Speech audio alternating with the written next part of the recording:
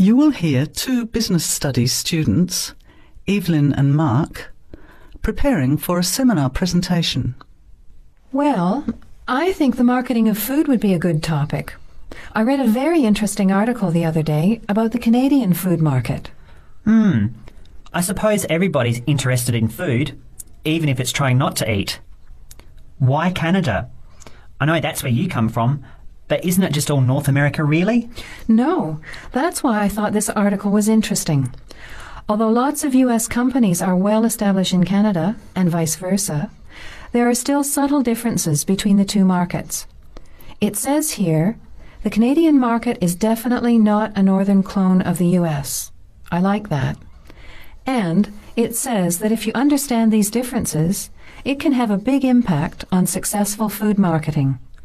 So I know that Canada has a big French-speaking population in Quebec. Is this what they're referring to? Not only French and English speakers, there are many different ethnic groups in Canada. It's really quite multicultural.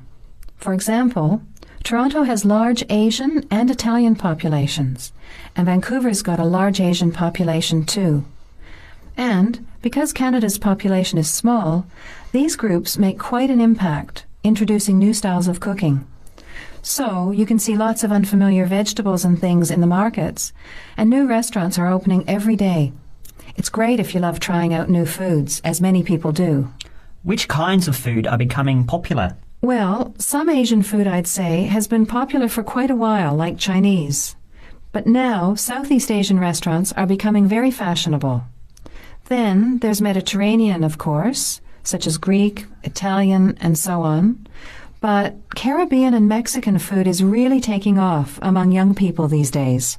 So are the supermarkets starting to stock the ingredients that are needed to prepare these foods at home? You know, all those unusual condiments and sauces.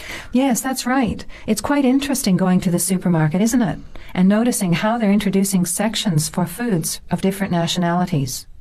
You can buy quite exotic products locally these days. The article mentioned that 80% of the Canadian retail market is controlled by 8 major national supermarket chains, so that when they introduce changes, they can happen quite rapidly. Okay. Well, how are we going to organise this seminar then? I made some notes on the trends in the Canadian market, about changing tastes, and also patterns for where food is consumed. I thought maybe we could summarize it into a chart or table, and maybe use the overhead projector to present it. Good idea. Maybe I could have a look for similar trends and tastes in Australia and the UK for comparison. Let's have a look at what you found. Before the conversation continues, you have some time to look at questions 26 to 30. The most significant trend, it seemed to me, was that Canadians are definitely interested in healthy food. For example, did you know that salads are the 3rd most commonly eaten food in Canadian restaurants? Really? What about organic food then? Is that becoming more popular? Yes, it's definitely moving into the mainstream compared to a few years ago.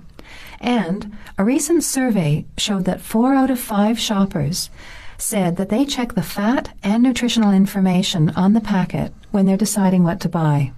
What other trends did you find out? There's one change I noticed straight away when I was home last year, in the meat department. You know, here the meat packaging says rump steak or 4-quarter chops and so on. Well, they discovered that most consumers these days didn't know what to do with these roasts and rounds and ribs.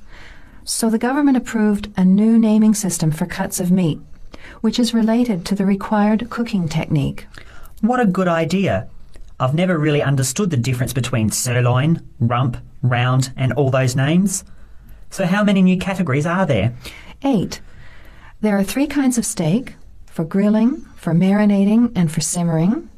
And then there's what they call quick-serve beef, for stir-fries, I suppose. And premium oven roast, pot roast and stewing beef. It's a great idea, isn't it? I hope it catches on here. I agree.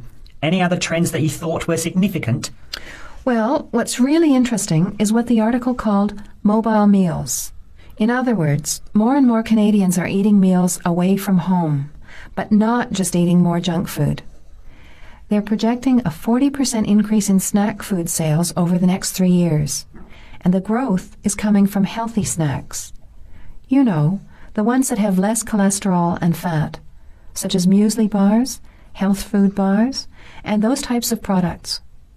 Apparently, in the food marketing jargon, they're called nutritious portable foods, which means healthy snacks.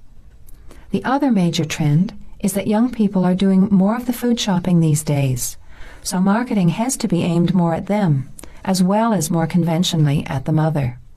Thanks, Evelyn. I think we'll have an interesting discussion about these trends and the comparisons with other English-speaking countries.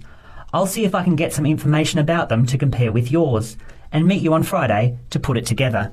See you then. Bye.